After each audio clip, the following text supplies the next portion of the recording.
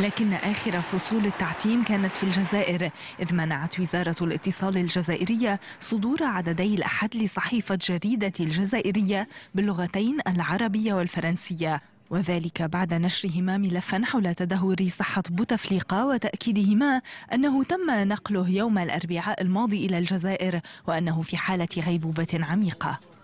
حسب مصادرنا الرئيس بوتفليقة في غيبوبة. حسب مصادرنا عاد إلى الجزائر يوم الأربعاء على الساعة 3 صباحا، غادر باريس ووصل الجزائر الساعة 4 أو 5 صباحا، يعني في وقت وين غير ممكن يشوفوه الناس، يكون بعيد عن الأنظار. مصادر عسكرية فرنسية، مصادر طبية، مصادر مقررة من رئاسة الجمهورية الجزائرية، هذه المصادر اللي اشتغلنا عليها. وفي حين لم يصدر أي بيان يكذب ما قالته الصحيفة، يطالب العديد من الجزائريين معرفة حقيقة الوضع الصحي لرئيسهم وسط علامات استفهام كبيرة حول طريقة إدارة البلاد خلال فترة مرض الرئيس.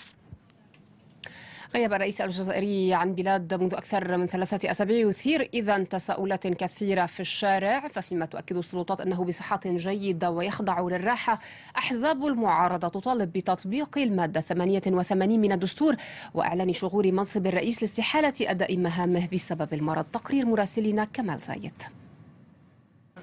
حركة نشيطة في شوارع العاصمة رغم غياب مواطن واحد. هذا المواطن ليس شخصا عاديا. الجزائريون يعرفون أن رئيسهم مريض، لكنهم يجهلون مكان تواجده. الصحافة المستقلة تنتقد منذ أيام طريقة التعاطي الرسمي مع مرض رئيس الدولة.